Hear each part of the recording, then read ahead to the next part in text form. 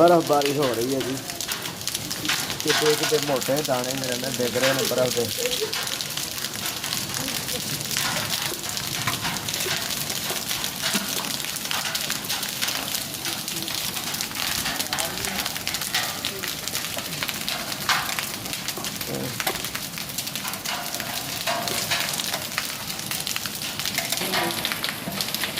बर्फ देता